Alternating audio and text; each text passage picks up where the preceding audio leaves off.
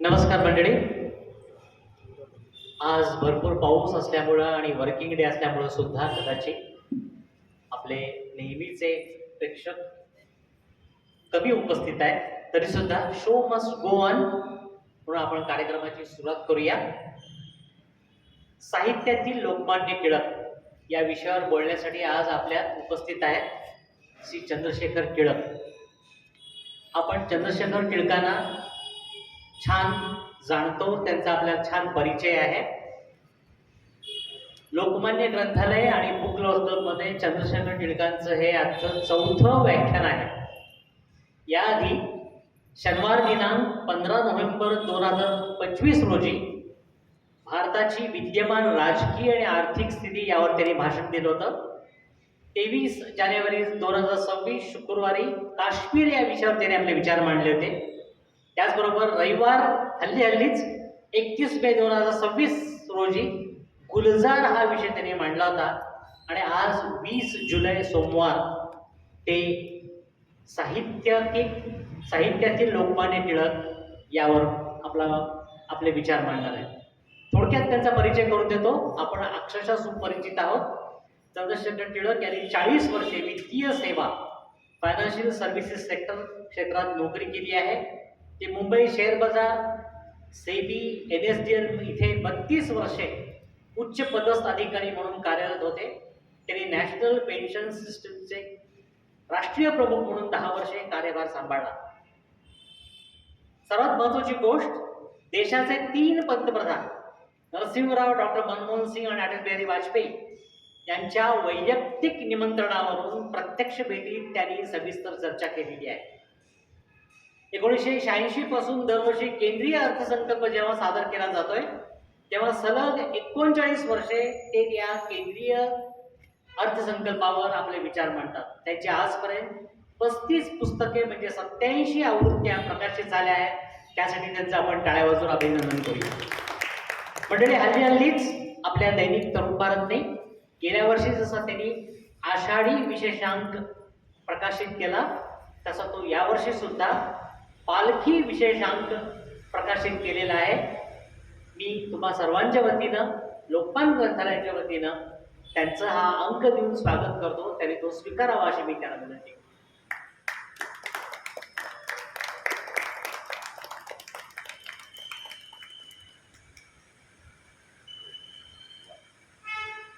यानंतर मी चंद्रशेखरजींना विनंती करतो की पुढील 1 तास त्यांनी आपले विचार मांडावे. धन्यवाद.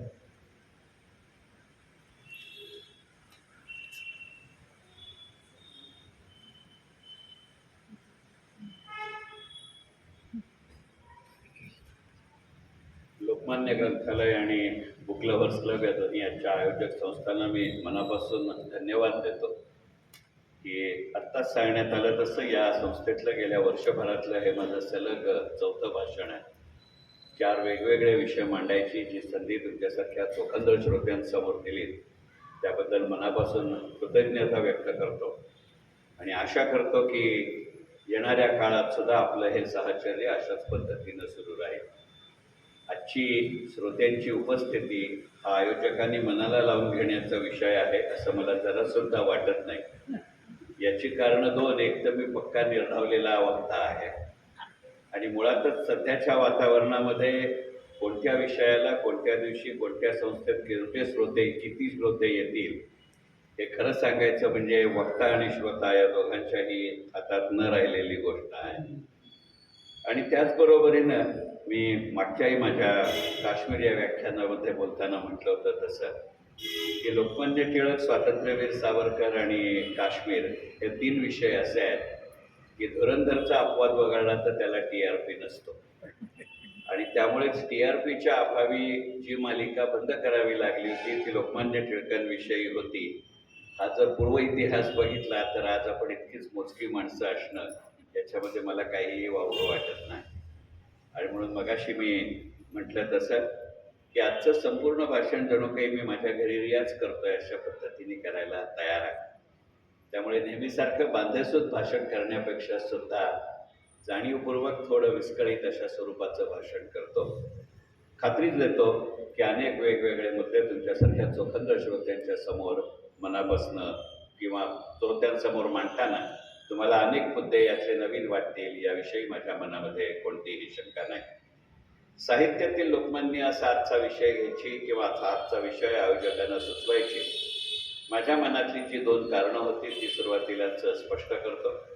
आपण सगळेच जण जाणतो की 23 जुलै ही लोकमान्यांची जयंती आणि 1 ऑगस्ट ही लोकमान्यांची पुण्यतिथी आणि ह्या 2च्या आसपास कुठेतरी हा कार्यक्रम व्हावा हा मनामध्ये विचार होता.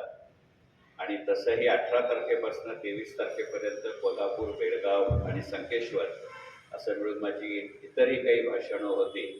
आणि त्यामुळे मग त्याला जोडून हे करता आलं तर दोघांच्या दृष्टीनं सोयीचं जाईल म्हणून हा विषय आणि आजचा दिवस निवडला.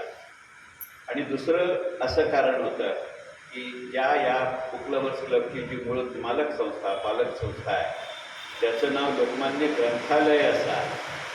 त्यामुळे लोकमान्य टिळक या विषयाकडे पूर्णपणानं साहित्याच्या दृष्टिकोनातून बघण्याचा माझा जाणीवपूर्वक विचार आहे.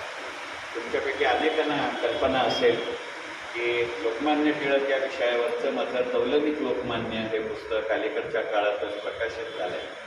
सुदैवानं त्याची 2री आवृत्ती लगेचच काढावी लागली. ही आता संपत आली आणि 3ऱ्या आवृत्तीचं प्रकाशन पुढच्या 2 महिन्यांमध्ये होईल आणि त्याच्याही संबंधातली वर्णी माझा प्रकाशक कोल्हापूरचे भाग्यश्री प्रकाशन असल्यामुळे या 2 दिवसात झालं आहे. माझी आज 3 पुस्तकं इथं मी विक्रीसाठी आणली आहेत. आवाज ऐकू येतोय ना? माझी आज 3 पुस्तकं मी इथे विक्रीसाठी आणली आहेत. मागच्या वेळेला तौलनिक लोकमान्याच्या प्रती कमी पडल्या होत्या कारण तो विषय नव्हता म्हणून मी थोड्या बेताच्या आणल्या होत्या. पण तौलनिक लोकमान्य, मला भावलेले गुलजार आणि काश्मीर या पुस्तकाच्या काही आवृत्ती मी त्या बाजूलाच ठेवली आहेत. कोणतंही एक पुस्तक 150 रुपये या किमतीनं तुम्ही ते घेऊ शकता. माझ्या आजच्या मूळ विषयाकडे वळायच्या आधी फक्त एक गोष्ट तुमच्यासारख्या स्वतंत्र माणसांसमोर सांगतो आणि माझ्या आजच्या विषयाकडे वळतो. चंद्रशेखर टिळक नावाचं माझं यूट्यूब चॅनल मी गेले काही वर्ष चालवतो आहे आणि मागच्या भाषणात मी गमतीने म्हटलं तर तसं त्याला व्ह्युअरशिप आणि सबस्क्रायबर्स बऱ्यापैकी आहेत कारण अल्टरनेट महिन्याला का होईना पण गेले वर्षभर मला यूट्यूब पैसे देत आहे. आता त्याच माझ्या यूट्यूबवरती अक्षय तृतीया म्हणजे 19 एप्रिल 2024 पासून दररोज सकाळी 6:30 वाजता मी ग्रंथसुक्त या नावाची मालिका सुरू केली आणि वेगवेगळे विषय घेऊन त्याच्यावरती सलग 92 आजचा 93वा दिवस आहे. सलग 93 दिवस मी व्हिडिओ रिलीज केले आणि पुढच्या 35 व्हिडिओचं रेकॉर्डिंग झालेलं आहे आणि त्याच्या पुढच्या 25 व्हिडिओचा माझा अभ्यास सुरू आहे. आणि प्रयत्न असा आहे की या अक्षय तृतीयेपासून पुढच्या वर्षीच्या अक्षय तृतीयेपर्यंत दररोज सकाळी 6:30 वाजता ग्रंथविषयक मालिका त्याच्यामध्ये सादर करावी. आणि या मालिकेचं एक दुसरं वैशिष्ट्य तुमच्यासारख्या श्रोत्यांसमोर मला सांगावंसं वाटतं की या मालिकेच्या सुरुवातीलाच मी पहिले 14 दिवस आद्य शंकराचार्य हे सूत्र धरून आद्य शंकराचार्यांवरती लिहिलेली 14 पुस्तकं असा विषय मांडला होता आणि मग त्याच्या 2 भागांमध्ये शंकराचार्यांच्या 2-3 वेगवेगळ्या व्यक्तिमत्वांविषयी किंवा व्यक्तींशी मी तुलना केली होती. मला माहितीही नसताना माझ्या एका श्रोत्यानं हे 4ही व्हिडिओ आपल्या देशातल्या 4ही शंकराचार्यांच्या मठांपर्यंत पोचवले. मला सांगायला अतिशय आनंद होतो की त्या 4ही शंकराचार्यांना ते व्हिडिओ मनापासून आवडले आहेत आणि पुढच्याच महिन्याच्या अखेरीला मी शृंगेरी किंवा संकेश्वरला त्यातल्या 3 शंकराचार्यांना एकत्रितरित्या त्यांनी मला भेटायला बोलावलं आहे. एकंदरीत 3 ही संख्या माझ्या बाबतीत बरी दिसते आहे. 3 व्याख्यानं झाली आहेत, 3 शंकराचार्य झाले आहेत, 3 पंतप्रधान झाले आहेत. तसं आता हे गणित सुरू आहे. आणि याच मालिकेमध्ये इस्रायल या सूत्र धरून सध्याच्या युद्धाच्या पार्श्वभूमीवरती मी जवळजवळ 21 व्हिडिओ केले. त्या 21च्या 21 व्हिडिओ इस्रायली कॉन्सुलेट भारताची आणि इस्रायली होम मिनिस्ट्री साजिक जेरुसलेममधली आणि इस्रायलमधली यांच्यापर्यंत ते पोचले. आणि इस्रायलच्या आत्ता सत्तारूढ असलेल्या एका मंत्र्याची त्याच्यावरची कमेंट अशी आहे की most astute and articulate word and documentation of Israel history and policy. आणि त्यांच्या एक्सटर्नल अफेअर्स मिनिस्ट्रीबरोबर पुढच्या आठवड्यामध्ये माझी व्हिडिओ कॉन्फरन्सने पाऊण तास इस्रायल या विषयावर चर्चा होणार आहे. आणि ही बातमी तुमच्यापर्यंत पोहोचवल्यानंतर मी माझ्या आजच्या विषयाकडे वळतो. साहित्यातले लोकमान्य टिळक. आता पुढच्या संपूर्ण 50-52 मिनिटांमध्ये कारण आयोजकांनी मला 1 तास दिला आहे, रिटायर होऊन मला 6 वर्ष झाली असली तरी पक्का शेअर बाजाराचा मनुष्य आहे, त्यामुळे type would with the essence of contract. आणि आता इतकी वर्ष बोलतोय, त्यामुळे मी कोणत्या स्पीडने बोलतोय, त्यामुळे मला किती वेळ लागेल याची कल्पना आहे. त्यामुळे पुढची 50 ते 51 मिनिटं मी साहित्यातले लोकमान्य टिळक हा विषय तुमच्यापुढे मांडायचा प्रयत्न करतो. त्याची सुरुवातच एका वेगळ्या पद्धतीने करण्याचा माझा विचार आहे की लोकमान्य टिळक आणि साहित्यातले लोकमान्य टिळक असा विषय का घ्यायचं सुचलं हेही सांगतो. गेल्या महिन्यामध्ये मी एक वेगळा प्रयोग माझ्या आयुष्यामध्ये केला. गेली अनेक वर्ष मी इन्व्हेस्टमेंट्स या विषयावरती दर रविवारी सकाळी पेड सेशन्स घेत असतो. तर म्हटलं मी वारंवार असं म्हणतो की सावरकर, टिळक आणि काश्मीर याला TRP नाही, आपण प्रयोग करून पाहू. म्हणून अगदी नाममात्र शुल्क घेऊन मी सावरकरांवरती 2 सेशन्स ऑनलाईन केली. तुम्हाला सांगायला मनापासून आनंद होतो की 3 वेगवेगळे देश भारतासकट, म्हणजे भारत सोडून म्हणजे एकूण 4 देशातले जवळजवळ 52 जण फी भरून 2 तासाच्या सावरकरांच्या 2-2 सेशन्सना आले होते. आणि त्यातनं उत्साहित होऊन आता पुढच्या आठवड्यामध्ये मी लोकमान्यांवरती वेगळं सेशन घेतोय. आणि त्यामुळेच तेही सूत्र तुमच्यासमोर मांडायचा प्रयत्न करतो की जर तुम्हाला माझं आजचं विवेचन पटलं तर त्या ऑनलाईन सेशनला येण्याचाही जरूर प्रयत्न करा. माझा मोबाईल नंबर तुमच्या सगळ्यांकडे आहे. या विषयाची तयारी करत असताना आणि एकंदरीतच तौलनिक लोकमान्य या माझ्या स्वतःच्या पुस्तकाच्या 3ऱ्या आवृत्तीमध्ये अपडेशन्स करायची म्हणून गेल्या 1.5-2 महिन्यांमध्ये पुन्हा एकदा लोकमान्यांविषयी अनेक पुस्तकं, अनेक डॉक्युमेंट्स ही वाचनामध्ये आली. आणि तुमच्यापैकी अनेकांना कल्पना असेल की गेल्या वेळेला माझी ओळख करून देताना त्याचा उल्लेख इथे केला गेला होता की अगदी अलीकडेच महाराष्ट्र राज्याने लोकमान्य टिळक साहित्य संशोधन समिती म्हणून एक समिती पुनर्गठित केली आणि त्या समितीवर पुढचे 3 वर्ष सभासद म्हणून माझी नियुक्ती झाली. आणि त्यामुळे म्हटलं त्या समितीचं सभासद होण्यासाठी तरी आपण वाचलं पाहिजे, निदान राहण्यासाठी. आणि म्हणून गेल्या जवळजवळ 2-2.5 महिन्यांमध्ये लोकमान्यांविषयी 75 ते 80 हजार पानांचा छापील मजकूर माझ्या वाचनामध्ये आला. आणि त्यातनं आजचा विषय सुचला साहित्यातील लोकमान्य टिळक. लक्षात आलेली गोष्ट अशी आहे की या माणसाविषयी जेवढं आपल्या मराठीमध्ये लिखाण आहे त्याच्याही पेक्षा जास्त लिखाण भारतातल्या इतर भाषांमध्ये आहे. महाराष्ट्रामध्ये लोकमान्य टिळक या विषयावर अत्यंत कमी चर्चा होते, परंतु महाराष्ट्राच्या बाहेर अजूनही लोकमान्यांची खूप मोठ्या प्रमाणावर चर्चा होते. आपण त्यांना लोकमान्य बाळ गंगाधर टिळक या नावाने ओळखतो, पण काश्मीर आणि कलकत्त्यामध्ये त्यांच्याविषयी टिळक महाराज याच शब्दामध्ये उल्लेख केला जातो, ही वस्तुस्थिती आहे. आणि त्यांच्याविषयी आदर किती आहे त्याचं एक अत्यंत उत्कृष्ट उदाहरण सांगतो. कदाचित त्याचा उल्लेख माझ्या आधीच्या 3 भाषणात झाला असेल तर माफ करा, तो झाला असेल तर ते सूत्र धरून पुढे जातोय, रिले रेस करतोय असं म्हणायला हरकत नाही. काही वर्षांपूर्वी म्हणजे 2019 साली बंगालमध्ये विधानसभांच्या निवडणुका झाल्या आणि त्या अत्यंत अटीतटीच्या झाल्या. आणि बंगालमध्ये कोणतीही गोष्ट अटीतटीची होते त्यावेळेला मारामाऱ्या हा त्याचा अविभाज्य भाग असतो. आणि त्या फक्त शाब्दिक राहत नाहीत किंवा एका पक्षातनं दुसऱ्या पक्षात गेल्या अशा सोहळ्याही राहत नाहीत.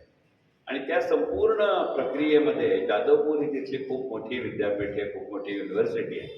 आणि त्या जाधवपूरच्या युनिव्हर्सिटीच्या कॅम्पसमध्ये राजा राममोहन राय, लोकमान्य टिळक यांचे पुतळे अगदी शेजारी आहेत.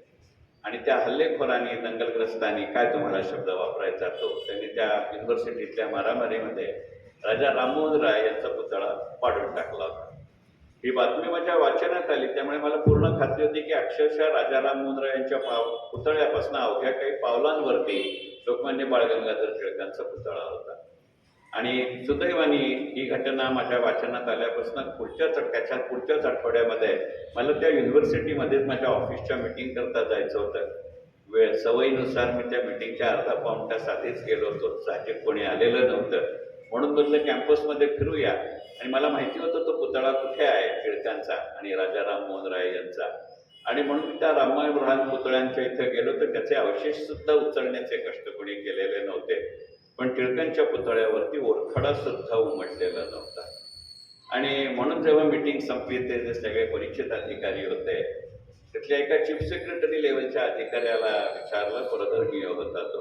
आता परधर्मीय म्हटल्यानंतर पुढचा धर्म असेल ते वेगळेपणाने सांगायला हवं अशातला भाग नाही. म्हटलं मीटिंगशी किंवा ऑफिसशी संबंध नसलेला पण एक विषय विचारू का? विचारणं म्हणजे म्हणजे तू काय प्रश्न विचारशील याचा अंदाज आहे, पण तू विचार. म्हटलं हे कसं काय झालं की राजा राममोहन राय ज्यांच्याविषयी बंगालमध्ये एवढा पूज्य भाव आहे, आदरणीय भाव आहे, साहजिक आहे, त्या माणसाचं कामच मोठं आहे. त्यांचा पुतळा पडत असताना बाजूच्या लोकमान्य टिळकांच्या पुतळ्याला कोरफडा सत्ता कसा नेऊ म्हटला.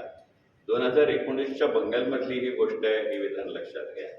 आणि त्या परधर्मीय चीफ सेक्रेटरींनी मला शांतपणे सांगितलं, तो म्हणला, शेखर, कदाचित तुमच्या महाराष्ट्रामध्ये टिळकांच्या पुतळ्यावरनं वाद होतील, पण आजच्या मितीला आजच्या बंगालच्या आजच्या तरुणाच्याही मनात सुद्धा येणार नाही की लोकमान्यांच्या कुठच्याही प्रतिमेला तडा किंवा ओरखडा जावा.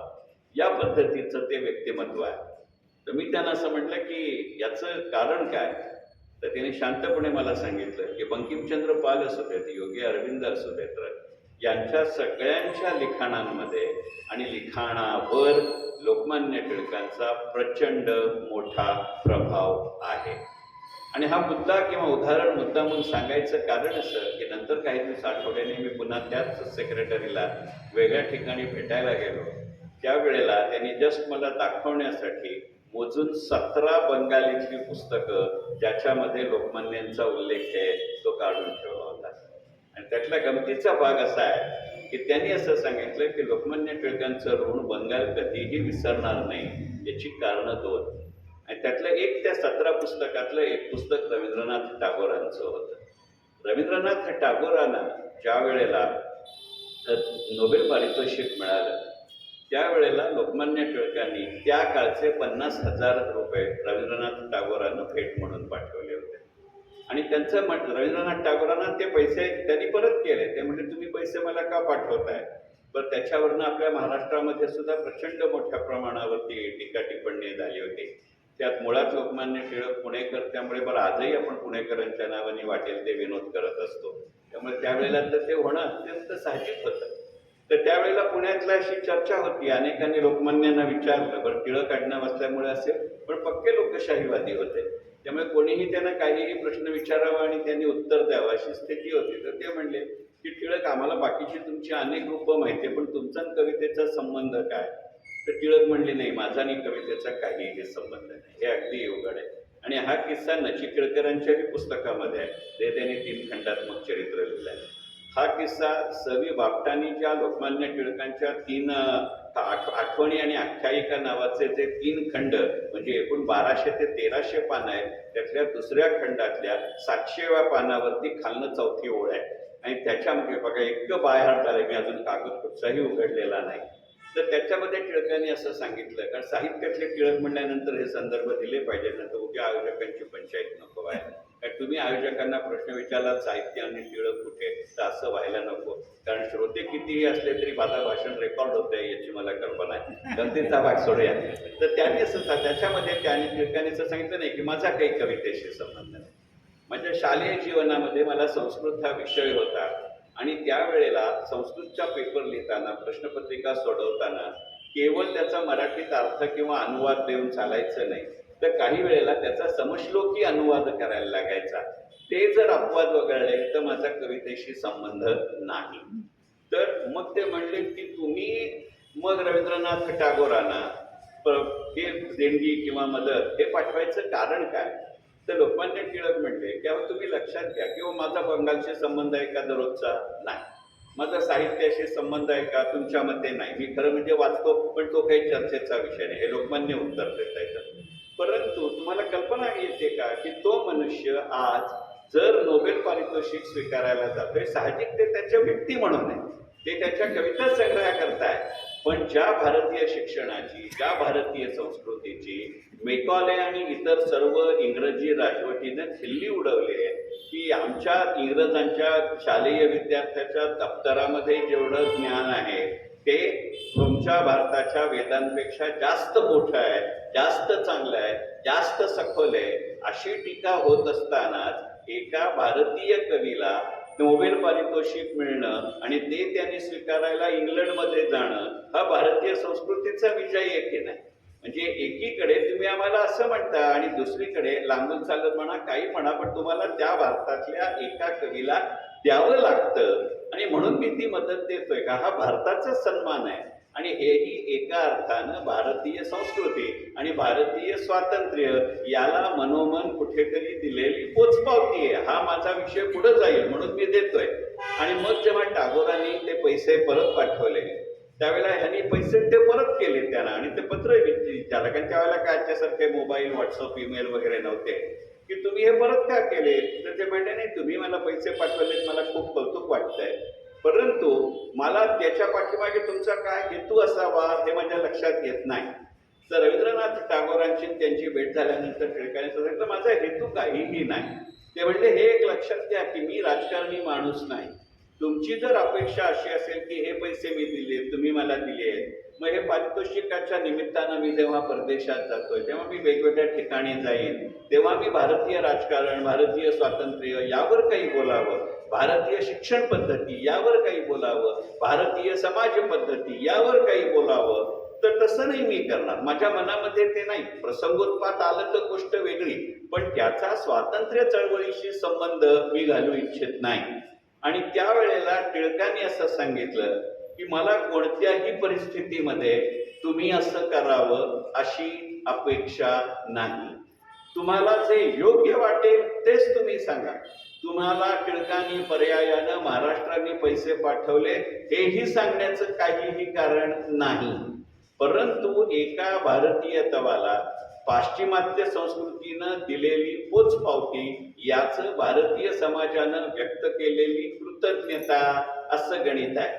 प्रत्यक्षामध्ये याचा उल्लेख रवींद्रनाथांनी त्या संपूर्ण दौऱ्यामध्ये जरी कुठे केलेला नसला तरी सुद्धा नंतरच्या टप्प्यामध्ये रवींद्रनाथ टागोर हे चीनमध्ये गेले.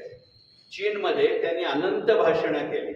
आत्ताच अगदी मगाशी आम्ही इथे आज बसलो होतो तेव्हा चर्चा झाली होती की आत्ता या क्षणाला पुण्यामध्ये साधना प्रकाशनातर्फे रवींद्रनाथ टागोरांनी चीनमध्ये केलेली भाषणं याची आवृत्ती आत्ता प्रकाशित होते. त्याच्यामध्ये हे भाषण आहे हे मला माहिती आहे, कारण त्याची पहिली आवृत्ती मी वाचली, बंगालीमध्येही वाचली, मराठीमध्येही वाचली. त्या 80,000 पानातला तो एक भाग होता. आणि त्यावेळेला भारतीय संस्कृती गुणाग्राहक कशी आहे याचं उदाहरण म्हणून रवींद्रनाथ टागोरांनी लोकमान्य टिळकांच्या नावनिशिवार या देणगीचा उल्लेख केलाय. अशा अर्थाने ते साहित्यातले लोकमान्य टिळक आहेत. पण शेवटी साहित्यातले लोकमान्य टिळक म्हणत असताना साहित्यातले सावरकर असू देत किंवा साहित्यातले टिळक असू देत, ही गोष्ट लक्षात घेऊ की टिळकांनी अत्यंत कमी लिखाण स्वतःच्या दृष्टिकोनातून साहित्य म्हणून केलेलं आहे. टिळकांच्या पुस्तकांचा, टिळकांनी लिहिलेल्या पुस्तकांचा असा जर विचार करायचा झाला तर आपल्या मनासमोर किंवा आपल्या डोळ्यासमोर येणारी पटकन 3च नावं आहेत. पहिलं गीता रहस्य, ते वाचायच्या भानगडीत आपण फारसे पडत नाही कधी, कारण ते म्हातारपणात नव्हे पुढच्या जन्मात वाचायची गोष्ट आहे असं माझं स्पष्ट मत आहे. ओरायन हे दुसरं पुस्तक आहे आणि आर्टिक होम इन वेदाज हे तिसरं पुस्तक आहे. आणि चौथं पुस्तक एकंदरीतच पंचांगीय गणित, म्हणजे ज्याला आपण हल्ली वैदिक गणित म्हणतो, त्याची सुरुवात टिळकांच्या त्या पुस्तकातनं होते. हे चौथं पुस्तक आहे.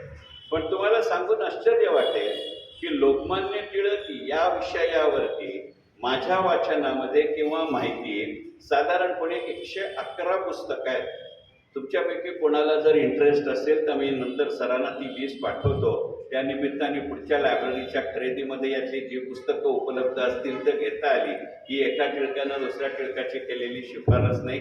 मी लोकमान्यांची शिफारस करावी एवढा मी मोठा नाही, परंतु आपल्याला पटकन लक्षात येत नाही या दृष्टिकोनातनं हा विचार केला पाहिजे. म्हणजे किती गोष्टी आपण गृहीत धरतो, पण साहित्यातले लोकमान्य हा विषय मांडायचं अगदी दुसरं कारण सांगतो. हा मुद्दा खरं सांगायचं म्हणजे मांडायचं माझ्या डोक्यामध्ये नव्हतं. मगाशी चहा पिताना तुम्ही पाहिलं असाल तर मी काहीतरी लिहित होतो. तर तुमच्या या गल्लीत वळताना इथे स्वयंभू गणेशाचं मंदिर आहे आणि त्याच्या बाजूलाच गजानन महाराजांचंही मंदिर आहे. तर ती मूर्ती, ते देऊळ पाहिल्यानंतर मला सुचलेला मुद्दा आहे की बघा, एकमेव भारतीय स्वातंत्र्य सैनानी आहे लोकमान्य बाळ गंगाधर टिळक, की ज्याच्यावरती एका आध्यात्मिक पोथीचा पूर्णपणानं अध्याय आहे. तासगणू महाराजांनी गजानन विजय, ज्याला आपल्या लोकप्रिय भाषेमध्ये आपण गजानन महाराजांची पोथी असं म्हणतो, त्या गजानन महाराजांच्या पोथीचा 15वा अध्याय हा पूर्णपणाने लोकमान्य बाळ गंगाधर टिळक या विषयावरती आहे. आता त्या पोथीची रचनाच अशी आहे की साधारणपणे दासगणू महाराजांनी ते 21 अध्यायात पोथी लिहिले. प्रत्येक अध्यायातले पहिले 5, 6, 7 ओव्या या ईश्वराच्या स्तवनाच्या नमनाच्या आहेत. शेवटच्या 1 किंवा 2 किंवा 3 ओव्या या ईश्वराकडे काहीतरी मागणं आहे. आणि ह्या पहिल्या 7 आणि शेवटच्या 2-3 याच्या मधल्या ओव्यांमध्ये त्यांनी त्या त्या अध्यायाचा प्रतिपाद्य विषय असा मांडलाय. तर 15व्या अध्यायामध्ये एकूण 141 ओव्या आहेत. त्यातल्या पहिल्या 6 ओव्या या स्तवनाच्या किंवा नमनाच्या आहेत. आणि मग 7व्या ओवीपासनं जवळजवळ 122व्या ओवीपर्यंत म्हणजे जवळजवळ 100 ओव्या ह्या फक्त लोकमान्य बाळ गंगाधर टिळक या विषयावरती आहे. असं भाग्य स्वातंत्र्यपूर्व काळामध्ये कोणत्याही दुसऱ्या स्वातंत्र्य सैनिकाला आपल्या देशात मिळालेलं नाही. आता ते वाचत असताना किंवा हा तुमच्याशी मुद्दा मांडत असताना एक वेगळा विषय सुचला, तोही सांगतो. दासगणू महाराजांनी लोकमान्य टिळकांवरती गजानन विजय या पोथीमध्ये 15वा अध्याय लिहिला. इतकंच दासगणू महाराजांनी टिळकांविषयी लिहिलेलं साहित्य नाही. दासगणू महाराज त्यांच्या आयुष्याच्या उत्तरार्धामध्ये अत्यंत उत्कृष्ट कीर्तनकार होते. त्यांनी जसं गजानन महाराजांची पोथी लिहिली तसं त्यांनी 3 वेगळे ग्रंथ लिहिले ज्याच्यामध्ये जवळजवळ 112 संतांचं चरित्र गायलं. आणि त्यातल्या अनेक संतांवरती स्वतंत्रपणाने त्यांनी स्वरचित आख्यानही लिहिले. याच दासगणू महाराजांनी साधारणपणे 2.5 तास त्यातल्या पदांसकट चालेल असं लोकमान्य टिळकांवरती स्वरचित आख्यान किंवा कीर्तनही लिहिलंय. हे मला अगदी अलीकडच्या काळामध्ये कळलं आणि तेही अपघाताने कळलं. ते झालं असं की दासगणू महाराजांनी जसं गजानन महाराजांची पोथी लिहिली आहे तसं दासगणू महाराजांनी जवळजवळ 1238 ओव्यांचं आद्य शंकराचार्यांचं चरित्र लिहिलंय. त्या शंकराचार्यांचे व्हिडिओ करताना हे चरित्र वाचलं, त्याच्या पाठीमागे दासगणू महाराजांचं इतर साहित्य अशी यादी आहे. ते काय कुठनं काय संदर्भ लागतात कळत नाही, साहित्य म्हणून सांगतो. तर त्याच्यामध्ये याचा उल्लेख होता. आता प्रश्न आला की आधीच मुळात टिळकांचा TRP कमी, त्यात हे आख्यान, त्यात ते मराठीत, म्हणजे मिळायची शक्यताच नाही. पण ते म्हणतात ना काय ते तुमच्या मनामध्ये असेल तर निसर्ग आणि नियती तुम्हाला मदत करते वगैरे वगैरे, पण ते टिळक या टिळकांना मिळावे तशी देवाची इच्छा असावी. तर माझ्या लक्षात असं आलं की गोरट नांदेड जवळचं महाराष्ट्रातल्या तिथे दासगणू महाराजांचं मोठं प्रतिष्ठान आहे. तिथे योगेश काटे म्हणून ते काम पाहतात. ते दासगणू महाराजांनी लिहिलेली प्रत्येक पुस्तक उपलब्ध करून देतात. आणि हे अत्यंत दुर्मिळ पुस्तक आहे, पण त्याला मागणी नसल्यामुळे हे 38 छापीलपानी पुस्तक फक्त 9 रुपयाला उपलब्ध आहे. एका लायब्ररीच्या व्यासपीठावरती बोलतोय म्हणून इतके सगळे संदर्भ दिले.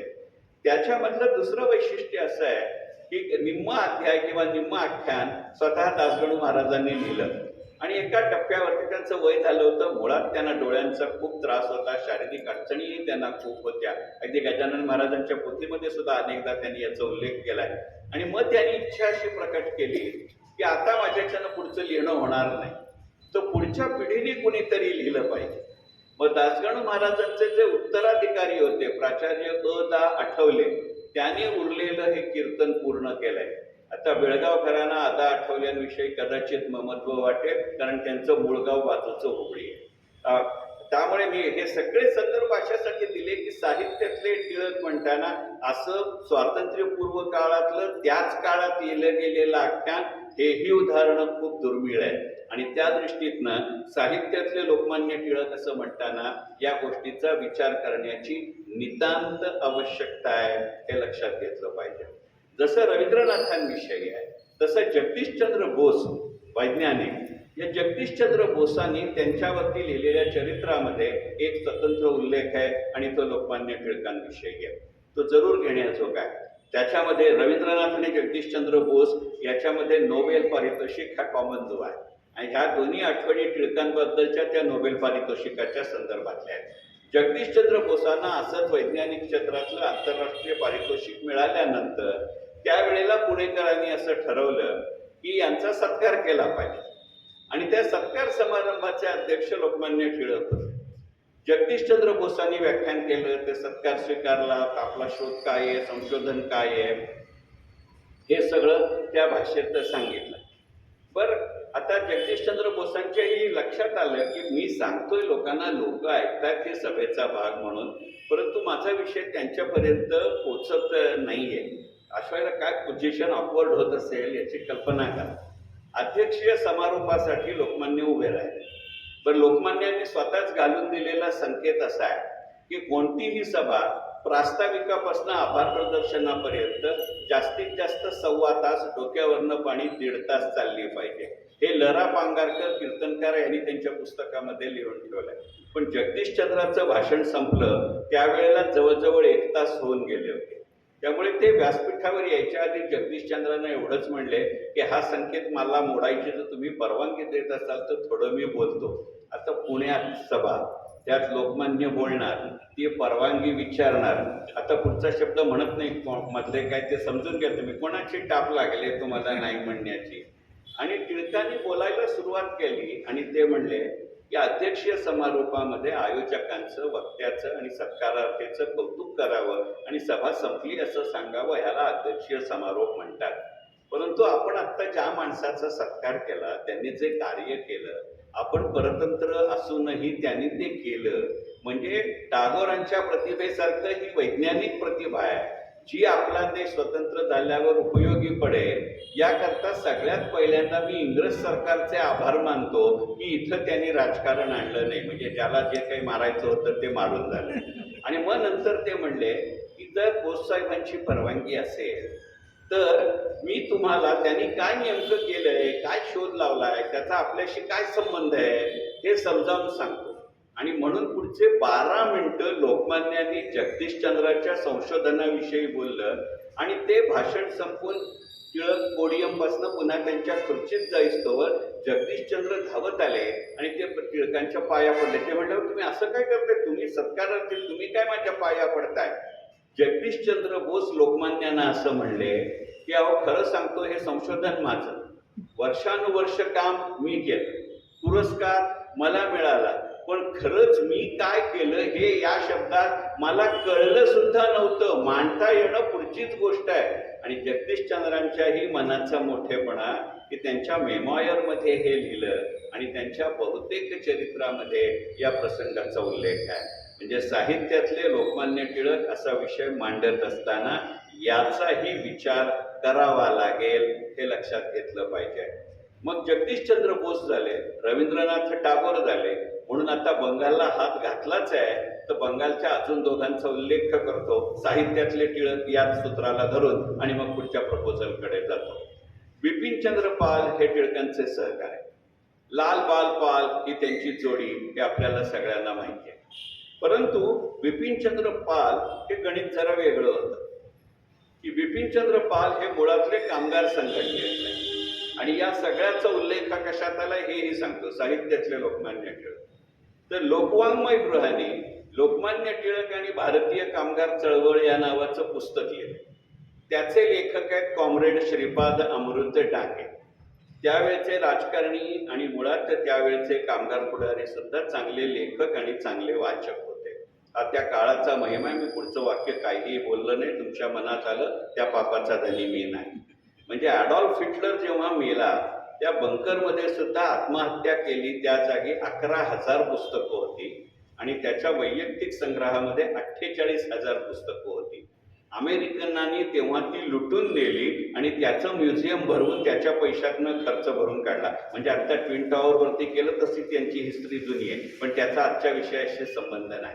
तर त्या बिपिनचंद्र पालांविषयी, कारण ते मुळातले कामगार पुढारी होते, तर लोकमान्यांचा जेव्हा लाला लजपत राय आणि बिपिनचंद्र पाल यांच्याशी संबंध वाढता राहिला, त्यावेळेला बिपिनचंद्र पाल जेव्हा लोकमान्य जेव्हा मंडालेमध्ये गेले तेव्हा बिपिनचंद्र पालांनी हळूहळू आपला या संपूर्ण राजकारणातला, कामगार चळवळीतला हात काढता घेतला. आणि साधारणपणे 1914च्या आसपास बिपिनचंद्र पाल भारतातनं अमेरिकेत गेले. तुम्हाला कल्पना आहे की 1912-13च्या आसपास लोकमान्य मंडालेतनं परत आले. 1916ला लोकमान्यांनी आपल्या भारतामध्ये home rule league, Annie Besant आणि मोहम्मद अली जिना यांच्या सहकार्याने सुरू केले. मग बिपिनचंद्र पालांनी अमेरिकेमध्ये होम रूल लीगची शाखा सुरू केली आणि त्यावेळेचे 11,000 रुपये म्हणजे काही डॉलर लोकमान्य टिळकांनी इथनं बिपिनचंद्र पालांना पक्ष कार्यार्थ पाठवले होते. मग बिपिनचंद्र पाल असं म्हणले की असे नुसते पैसे घेणं मला योग्य वाटत नाही.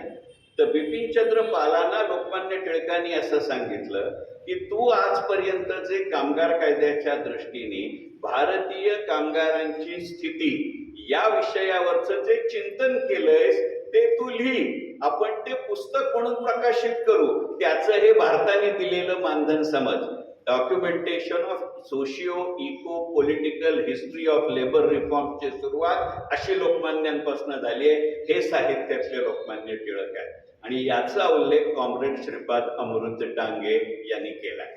कॉम्रेड श्रीपाद अमृत डांगे यांनी किंवा ती सगळीच पस्त आहे हे पुस्तक पहिल्यांदा 1956 साली म्हणजे लोकमान्य टिळकांच्या जन्मशताब्दीच्या वर्षी प्रकाशित झालेलं आहे.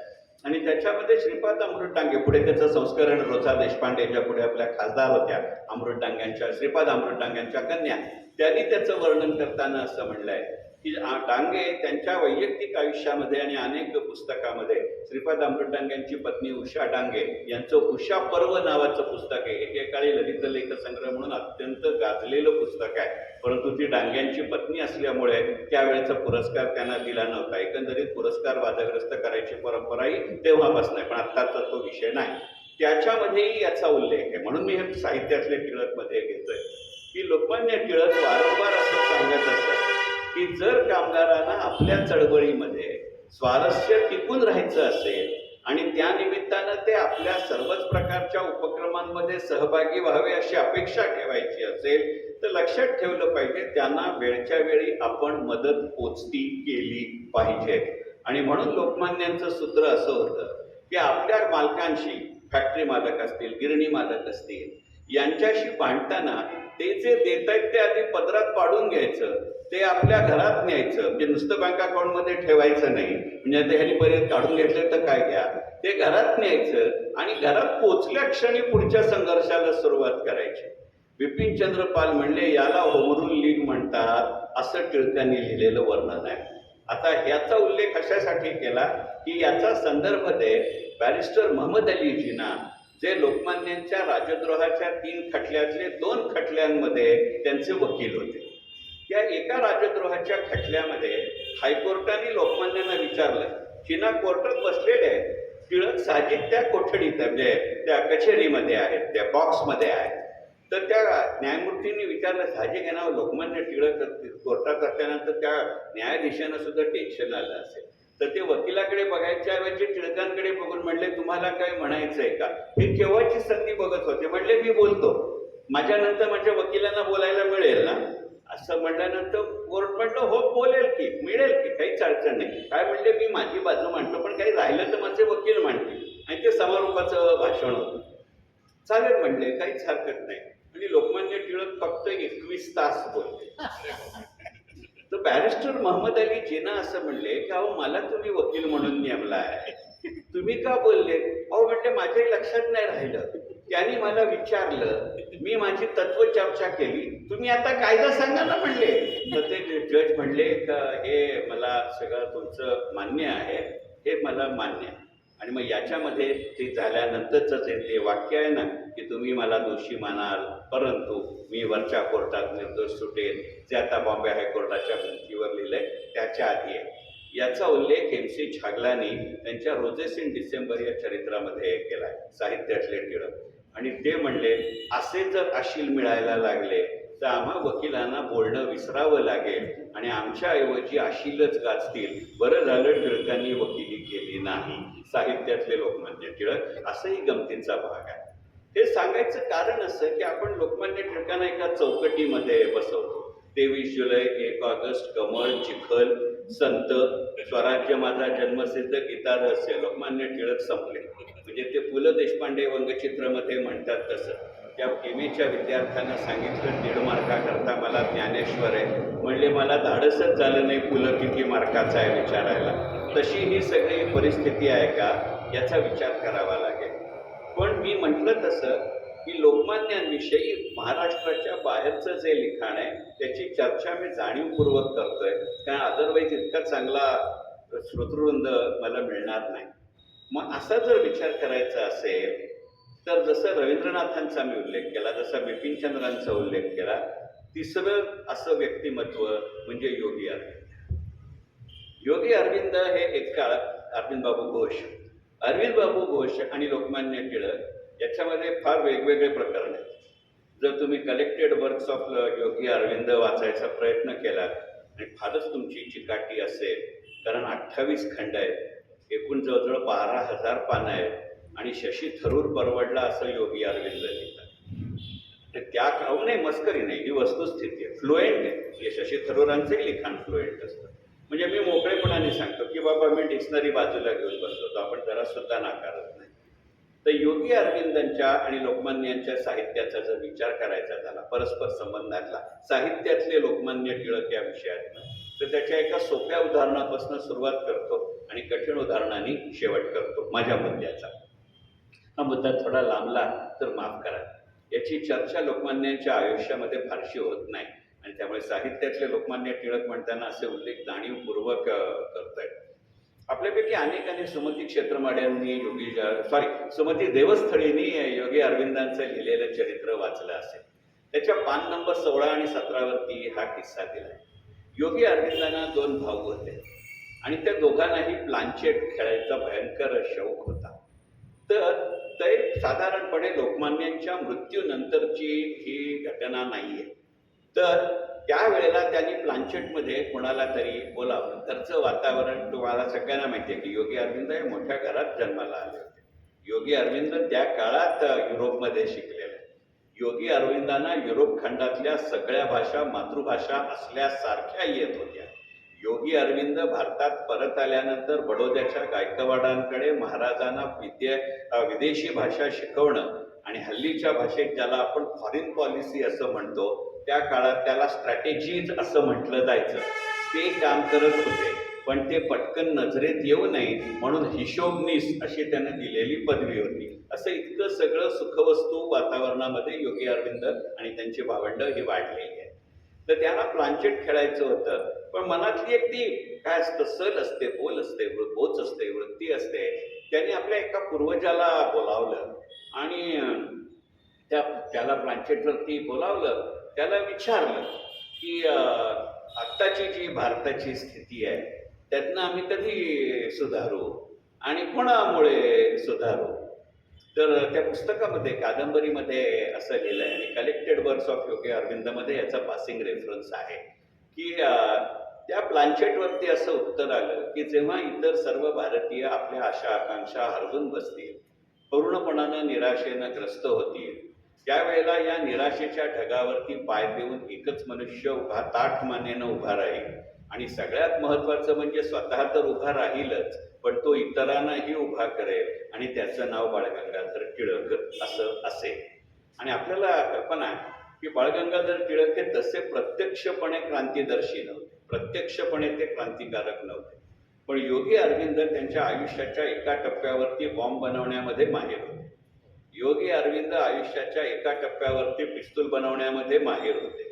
ही सगळी अक्कल आणि तंत्रज्ञान त्यांना लोकमान्य मिळवून देत होते. ही वस्तुस्थिती आहे. त्यामुळे योगी अरविंदांचे धाकटे भाऊ असं म्हणले की आत्ता प्लांचेटने असं जरी उत्तर दिलं असलं तरी या संपूर्ण भारतामध्ये 2.5च माणसं अशी आहेत की जे ब्रिटिश राजवटीला पुरून उरतील. 2 माझे भाऊ आणि अर्धे लोकमान्य टिळक. एकंदरीत अर्ध पुणेकरांना करायचं. नाना फडणवीसानंतरचं उदाहरण म्हणजे लोकमान्य टिळक असं म्हणायला हरकत नाही. आणि हे खोडून काढताना योगी अरविंद असं म्हणले होते. असं म्हणणं हा सुद्धा लोकमान्यांचा अपमान आहे. 2.5 लोकमान्य टिळक आणि ते बरोबर आहेत म्हणून मी काहीतरी करतो. साहित्यातले लोकमान्य टिळक. योगी अरविंदांचं पहिल्या काही 6 लेखांचं पुस्तक 1940 साली प्रसिद्ध झालं आहे, अरविंदो आश्रम. इतकं छोट्या आकाराचं पुस्तक आहे मोजून 78 पानाचं पुस्तक आहे, मोजून 38 रुपये किंमत आहे. आणि योगी अरविंदांच्या कुठच्याही शहरातल्या अरविंद आश्रमामध्ये गेलात तर 2000% हे पुस्तक मिळतं. कारण मीच 12 वेगवेगळ्या ठिकाणून पांडेचारी आणि रामकृष्ण मिशनच्या मठातनं घेऊन आलो. म्हणजे काय ते प्रत्यक्ष आणि अनेकांना दिले. तुमच्यापैकी कोणाला हवा असं पुढच्या वेळेला येताना घेऊन ये. म्हणजे थोडक्यात पुढच्या वेळेला भाषणाला बोलवा हे सांगतोय, हे गृहीत धरा. गमतीचा भाग सोडून त्या पुस्तकामध्ये बंकिमचंद्र चॅटर्जी, लोकमान्य बाळ गंगाधर टिळक आणि स्वामी दयानंद यांच्या प्रत्येकावरती 2-2 लेख असे ते पुस्तक आहे. या पुस्तकातला सगळ्यात मोठा लेख हा लोकमान्य टिळकांवरचा आहे. या पुस्तकामध्ये लोकमान्य टिळकांवरती योगी अरविंदांनी जे लिहिलेले 2 लेख आहेत, त्यातल्या एकाचं नाव आहे बाळ गंगाधर टिळक आणि दुसऱ्याचं नाव आहे a great mind a great will. हा जो बाळ गंगाधर टिळक हा लेख आहे हा टिळकांच्या हयातीत लिहिला आहे. 1918 साली लिहिला आहे. 1918 साली मद्रासच्या गणेश अँड कंपनीने लोकमान्य टिळकांच्या निवडक भाषणांचा आणि लेखांचा संग्रह प्रकाशित केला आहे. आणि त्यावेळेला योगी अरविंदांनी त्या पुस्तकाला प्रस्तावना लिहिलेली आहे. तर ती प्रस्तावना त्याची सुरुवातच फारच सुंदर आहे. म्हणजे नंतर कधीतरी पाहिजे तर मी माझ्या आवाजात रेकॉर्ड करेन आणि तुम्हाला पाठवेन, तुम्ही जरूर सर्क्युलेट करा. कारण जवळजवळ 37 छापील पानी तो लेख आहे. 74 पानातला हाच एक लेख मोठा आहे. पण त्याच्यामध्ये योगी अरविंदांनी टिळकांचं जे केलेलं वर्णन आहे, मी तुमची क्षमा मागतो पण पुढची 2-4 मिनिटं मी ओरिजिनली त्यातनं वाचतो. कारण ते काय आहे ना, ते योगी अरविंदांचं इंग्लिश आहे, त्यातला शब्द इकडचा तिकडे करण्याची मला मुभा नाही. त्यांची सगळी लिरिकच मग ती सिंटेक्स बदलतो त्याचा. त्यांचं पहिलंच वाक्य प्रस्तावनेमध्ये लिहित आहे की मुळात टिळकांच्या भाषणाला आणि लेखांना दुसऱ्या कोणाच्याही प्रस्तावनेची गरज नाही. स्वयंस्फूर्त उर्मीचा, स्वयंभू ज्ञानाचा, स्वयंप्रकाशित दिवा म्हणजे लोकमान्य बाळ गंगाधर टिळक. काय सॉलिड वाक्य आहे की नाही. एका मखमाली मॅनीमध्ये एका वेळेला बुद्धिमत्ता, राष्ट्रनिष्ठा आणि चारित्र्य याची तिहेरी धार असलेलं जबरदस्त पात्र म्हणजे लोकमान्य बाळ गंगाधर टिळक. या टिळकांना हा लेख वाचताना ना मला राहून स्वातंत्र्यवीर सावरकरांनी टिळकांवरती केलेल्या लिखाणाची आठवण होते. सावरकरांच्या आपल्याला सगळ्यांना माहिती आहे की सावरकरांचे परात्पर आणि प्रत्यक्ष गुरु म्हणजे लोकमान्य बाळ गंगाधर टिळक. सावरकरां नाशिकमध्ये असतानाच त्यांच्या लहानपणी जे पुण्यात त्यांची भेट व्हायच्या आधीपासून सावरकरांच्या मृत्यूपर्यंत सावरकरांवरती एकाच व्यक्तीचा प्रभाव होता आणि त्यांनी तो कुठंही संकोच न बाळगता मान्य केलाय आणि तो म्हणजे लोकमान्य बाळ गंगाधर टिळक. म्हणजे ते शांतपणे म्हणायचे, काय वाटेल ते माझ्याविषयी म्हणायचं. त्यांच्याविषयी म्हणलात तर या वयात तुमच्या घरात शिरून मारेल आणि सावरकर मारणं शक्य होतं, याबद्दल काही शंका नाही. हे का सगळं आत्ता आठवलं तर जसं आत्ता योगी अरविंदांनी लोकमान्यांना संशोधीची मखमाली मॅनॅचली, कारण सभ्यतेच्या शब्दांमध्ये तुम्ही ऐकून घेताय तो सभ्यतेच्या भाषेत. तुम्हाला त्यांच्या जर लक्षात आलं की तुम्हाला फार सभ्यपणानं सांगून पटत नाहीये तर मग तुम्हाला कळतं त्या भाषेत लोकमान्य उत्तर देत असत. आणि म्हणून ते मखमाली मॅनेजली तिहारी धार असं म्हटलेलं संशय असं योगी अरविंदांनी वर्णन केलंय. हा लेख अरविंदांनी 1918 साली लिहिलाय. 1948 साली स्वातंत्र्यवीर सावरकरांनी जी दिलेली मुलाखत आहे ती समग्र सावरकर खंडामध्ये आहे आणि सावरकरांच्या आठवणी नावाचं जे पुस्तक आहे त्यांनी आत्मचरित्र 8 भागात लिहिलंय. त्यातल्या 7व्या भागामध्ये ही मुलाखत येते. त्याच्यामध्ये त्यांना विचारण्यात आलं सावरकरांना की लोकमान्य टिळकांविषयी तुमचं मत काय आहे. ते म्हणले या विषयावर एक अख्खं पुस्तक लिहावं लागेल. ते म्हणजे लोकमान्य टिळक हा एकमेव भारतीय नेता आहे की जो सदा सर्व काळ तिन्ही त्रिकाळ आम्हा क्रांतिकारकांसाठी उपलब्ध होता. मग त्यांना विचारण्यात आलं की तुम्हीच तुमच्या एका मुलाखतीमध्ये लेखामध्ये पूर्वी असं लिहिलंय की दिवसा दिसलेले टिळक आणि रात्री भेटलेले टिळक हे वेगळे असतात. सावरकर टिळकांविषयी भेटण्याविषयी म्हणतात, म्हणजे रात्री भेटलेला वेगळा संदर्भ बाहेर पाऊस पडतोय म्हणून लावायचा नाही. सावरकर लोकमान्य टिळकांविषयी म्हणतात. तर त्याचं उत्तर देताना ते म्हणले की आजूबाजूला माणसं कोण आहेत त्याच्यामुळे हुंकार किंवा मान हलणं एवढेच टिळक दिवसा दिसतात. रात्री भेटतात तेव्हा तुमच्या प्रत्येक संकल्पनेच्या समीकरणांची मांडणी टिळक जणू काही ते त्यांना माहितीये अशा थाटात करतात आणि यातनं तुमचा मार्ग देतात.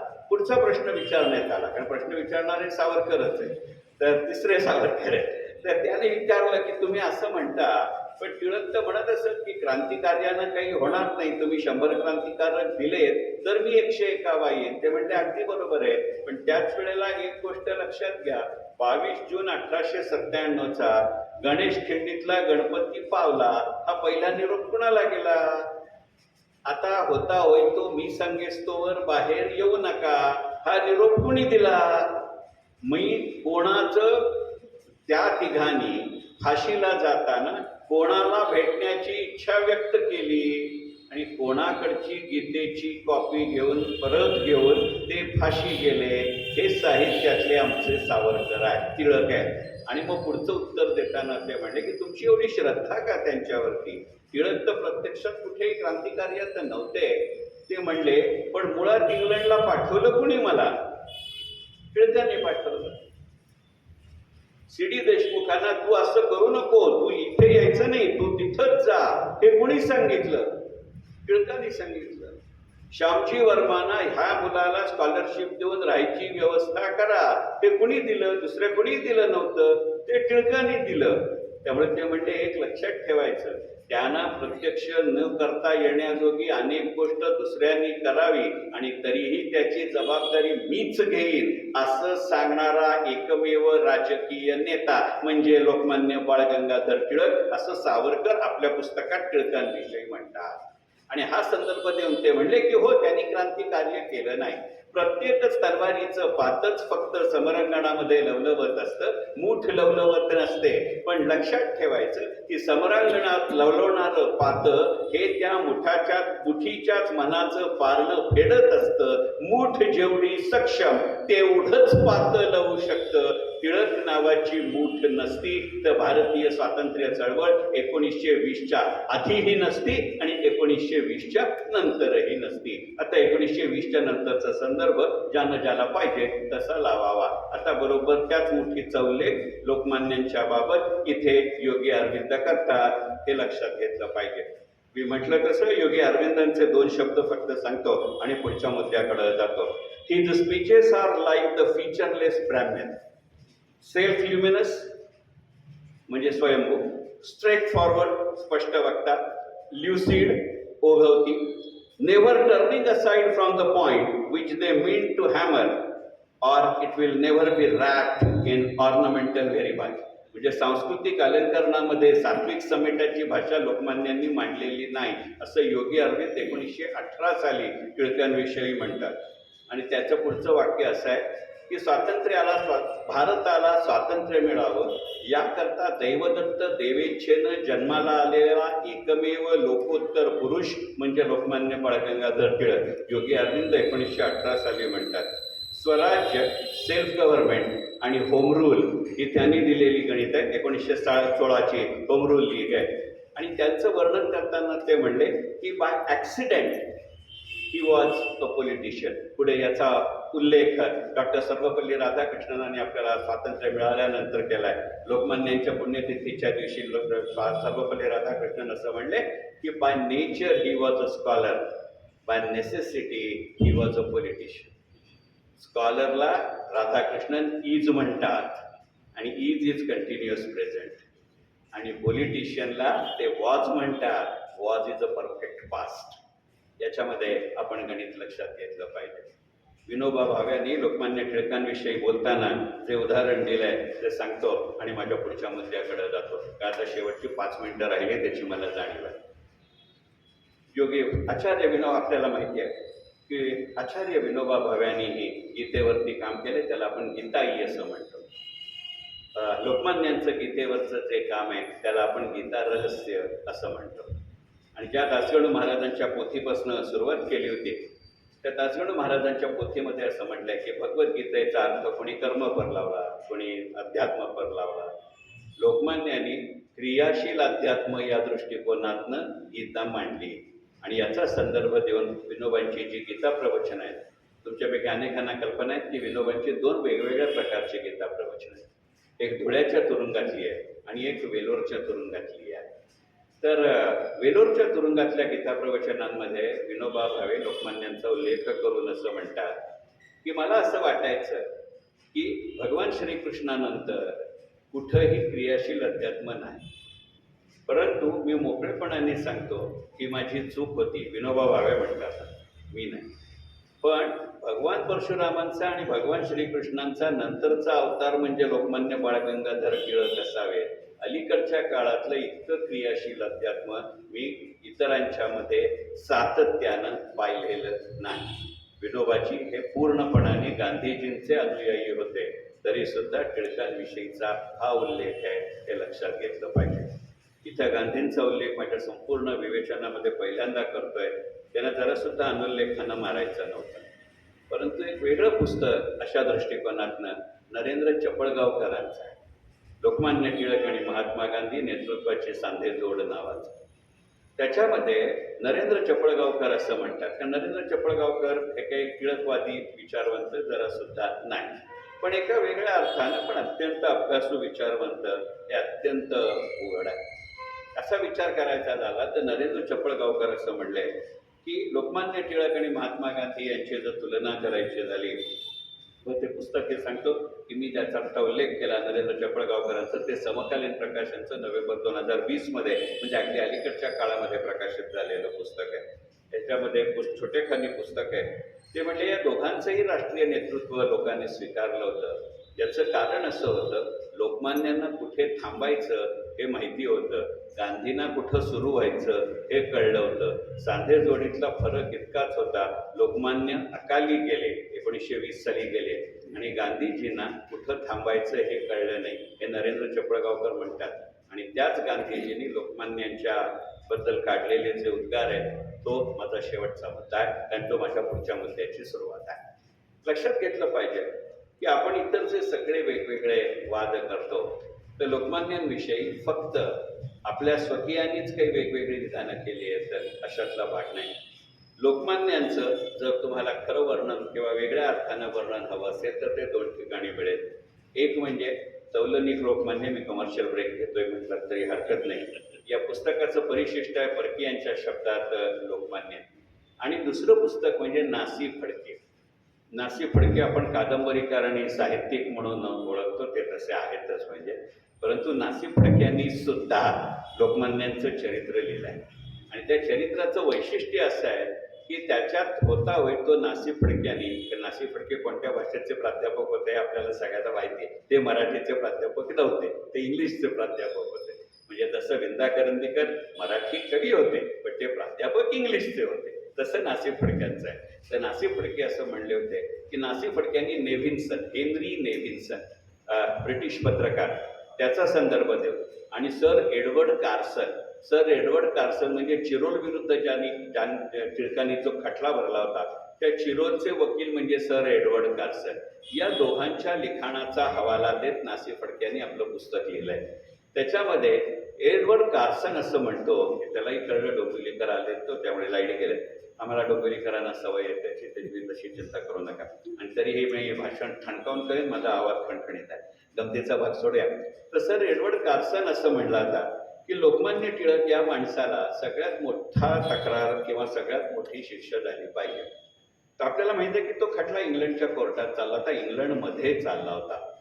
तर त्या जजनी असं विचारलं की टिळकांनी खटला भरलाय, त्यामुळे ते सांगणार ना काय शिक्षेची मागणी करायची. हे तुमची जे अशील आहे तो बचाव आहे, तुम्ही बचाव करताय, बचाव पक्षाचे तुम्ही वकील आहात. तुम्ही कसं सांगता फिर्यादीला काय शिक्षा करा? आहे फिर्यादीला शिक्षा करण्यासाठी नसतं, फिर्यादीची मागणी मान्य केली जाईल किंवा फेटाळली जाईल.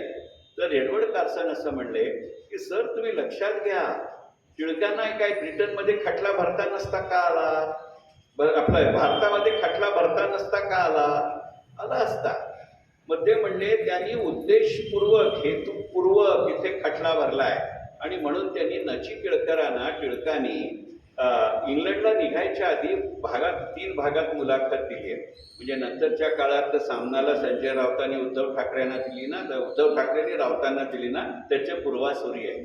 तर नची टिळकर भन्नाट माणूस, स्वतः साहित्य सम्राट, त्यांनीच टिळकांचं 3 खंडात्मक चरित्र लिहिलं आहे. त्या 3ऱ्या खंडामध्ये ती संपूर्ण मुलाखत आहे. तर नची टिळकरांनी टिळकांना विचारलं की तुम्हाला इथे इथनं उठून तिकडं जात आहे, पण टिळकांकडे कधीच कुठच्याच टिळकांकडे कधीच कोणते पैसे वगैरे नसायचे. लोक त्यांना द्यायचे, हे त्याचा हिशोब द्यायचे. त्यातलं सगळं गणित छान होतं. तर ते म्हणले, तुम्हाला खरंच वाटतं का की तुम्ही खटला जिंकाल असं? तर लोकमान्यांनी दिलेलं उत्तर आहे. लोकमान्य म्हणले, युद्ध लांबलं तर मी खटला जिंकेन, युद्ध संपलं तर मी खटला हरेन. तर केळकर म्हणले, युद्ध आणि तुमचा खटला याचा संबंध काय? आपण पारतंत्र्यात आहोत. ते म्हणते, वेडा आहात का? वेडा आहेत का माझा शब्द? ते म्हणले, समजून घ्या की युद्ध जोवर सुरू आहे तोवर ब्रिटिशांना इतर देशीयांची गरज लागेल आणि म्हणून ते माझं म्हणणं ऐकून घेतील. पण युद्ध संपलं, जिंकले हारले सोडून द्या, युद्ध संपलं की गरज संपणार आहे. मग तुम्ही कोण आणि मी कोण? मग माझा खटला वेगळ्या पद्धतीनं चालेल. ते म्हणले, हे मग एवढं सगळं करतंय तर तुम्ही तिकडे जाऊन का खटला भरताय? तर लोकमान्य टिळक, आपल्याला माहिती आहे की ते लॉ ग्रॅज्युएट आहेत. लोकमान्य टिळक लॉ क्लासेस चालवत असत. ते लॉ क्लासेस चालवण्याची गणितं आणखीनच वेगळी होती. त्या लॉ क्लासेसचे त्यांचे जे सगळे विद्यार्थी आहेत ना, ते देशभरातनं यायचे. ते पुढच्या काळातले लोकमान्यांचे सहकारी तरी आहे किंवा लोकमान्यांचे सोर्सेस ऑफ इन्फॉर्मेशन तरी आहे. आता लाल बाल पाल युती कशी झाली त्या काळात व्हॉट्सअप नसताना लक्षात आलं हा लॉ क्लास आहे. तर ते म्हणले, मी इथे लॉ शिकवतो, मी इतकं बरं शिकवत असावं म्हणले, कारण टिळकांनी त्या अर्थानं फारशी वकिली केलेली नाही. बापट सरांचे किंवा क्रॉफर्डच्या विरुद्ध केस लढली तेवढी, पण ती काही जनहितार्थ पैसे मिळवण्यासाठी नव्हती. पण ते असं म्हणले की अरे, मी लोकांना कायदा शिकवतो, आता मला लोकांना फक्त एवढंच सांगायचं आहे, कायदा शिकवतोला हल्लीच्या मराठीत वेगळा अर्थ आहे, तशा अर्थाने मला म्हणायचं. आणि मी तर डोंबिवली येऊन येतो, त्यामुळे हल्ली आमच्या डोंबिवलीत हल्ली भलतंच कोण कोणाला कायदा शिकवते ते तर मला जरा सुद्धा अभिप्रेत नाही. ते म्हणले, एक गोष्ट लक्षात घ्या, कायदा शिकताना एक गोष्ट लक्षात घ्यावी लागते की जसं ब्रिटिश सरकार इतर देशीयांविरुद्ध खटले भरतं, आपल्याला सवय अशी झाली की कायदा म्हणजे ते आपल्या विरुद्ध खटले भरणार, पण त्याच कायद्यात आपणही त्यांच्या विरुद्ध प्रसंगी त्यांच्या देशात जाऊन खटले भरतू शकतो, हे मला दाखवून द्यायचं आहे. त्यामुळे रिझल्ट काय लागायचा ते लागू दे. नची केळकर त्यांचे सहकारी साहित्य सम्राट आहेत. ते म्हणले, मी जे काही तुम्हाला ओळखतो, पुस्तकात आहे म्हणून साहित्यातले लोकमान्य टिळक, मी जे काही तुम्हाला ओळखतो ते तुम्ही असं एका उद्देशाने जाणारी माणसं नाही. ते म्हणले, अरे, मी इथे काहीही लिहिलं, मी काहीही बोललो तरी टाइम्स आणि ग्लोब माझ्याबद्दलचा एक शब्दही छापत नाही. पण मी इंग्लंडमध्येच गेलो की इंग्लंडच्या टाइम्सला छापावंच लागेल, आणि मग इंग्लंडच्या टाइम्समध्ये छापलं तर यांना सक्तीनं इथं छापावं लागेल. मग ते कार्सननी काढलं. तो म्हटला, बघा, हा असा विचार करून हा माणूस येतो. तर ते जज निदान कागदोपत्री असं म्हणले, मग या कायद्याला सोडून काय आहे? ते म्हणजे कायद्याला सोडून काही नाही, हा कायदा कसं पाळतो हे दाखवतोय मी.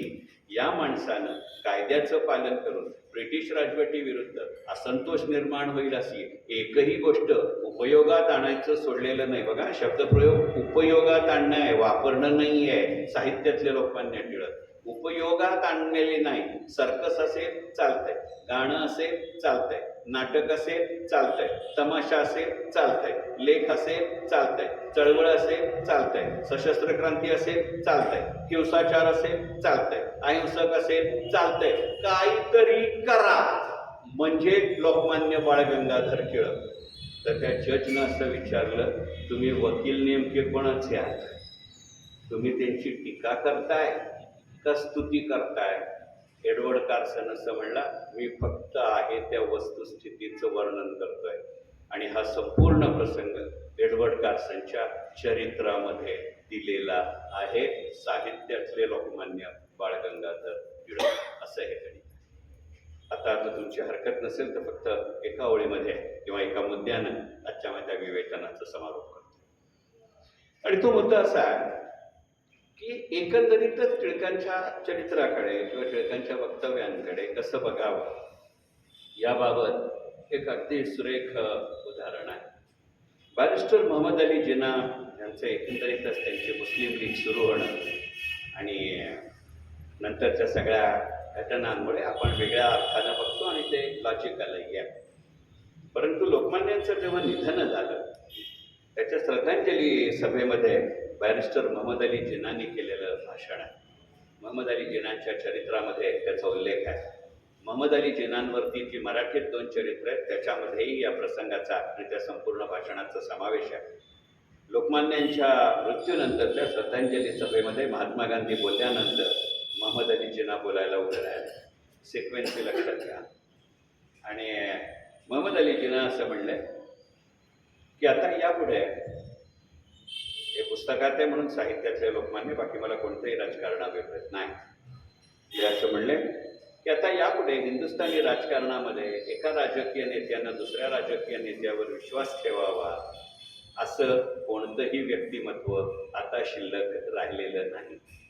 आजपर्यंत आपण एखाद्याच्या आयुष्यामध्ये आपल्या आयुष्यातल्या कार्यानं किंवा कार्यासाठी विविध प्रसंगाची, विविध वृत्तीची, विविध प्रवृत्तीची, विविध मनोवृत्तीची माणसं एकत्र आणलं हे पाहतो. पण ज्याच्या मृत्यूनं ही माणसं एकत्र येतात आणि ती दुःखानं एकत्र येतात याचं आजमितीचं एकमेव उदाहरण म्हणजे लोकमान्य बाळ गंगाधर टिळक, साहित्यातले लोकमान्य टिळक. हा संदर्भ एवढ्याच साक्षी दिला का योगायोग असतात मला माहिती नाही. माझ्या तौलनिक लोकमान्य या पुस्तकातला पहिलंच प्रकरण लोकमान्य टिळक आणि अटलजी अशी तुलना करणं आहे. अटलजींच्या मृत्यूनंतर गुलाम नबी आझादांनी जी अटलजींना वाहिलेली श्रद्धांजली आहे त्यातलं पहिलंच वाक्य आहे, ज्याच्या मृत्यूमध्ये दुःखानं एकत्र येतात जिथं पक्षाची भिंत उरत नाही असं व्यक्तिमत्व भारतीय राजकारणात दोनच, एक लोकमान्य बाळ गंगाधर टिळक आणि दुसरं अटल बिहारी वाजपेयी. मनपूर्वक धन्यवाद. कमर्शियल ब्रेक थांबतो. माझी 3 पुस्तकं आहेत, ज्यांना घ्यायचं असेल ते घेऊ शकता. मी इथंच. थँक्यू. केवळ औपचारिकता म्हणून मी तुम्हा सर्वांचे मनापासून आभार मानतो. एवढा मोठा पाऊस होता तरी सुद्धा तुम्ही सर्वजण उपस्थित राहिलात आणि एवढा पाऊस असून सुद्धा चंद्रशेखर टिळकजी कोल्हापूरहून बेळगावला आले, त्यांचेही मनापासून आभार. जसं ते मगाशी म्हणाले माझ्या 5व्या भाषणासाठी तुम्ही मला बोलवावं, येस ते जगदीश कुंटे नक्कीच करतील असं म्हणतो. तुम्हा सर्वांना शुभेच्छा. खूप खूप धन्यवाद.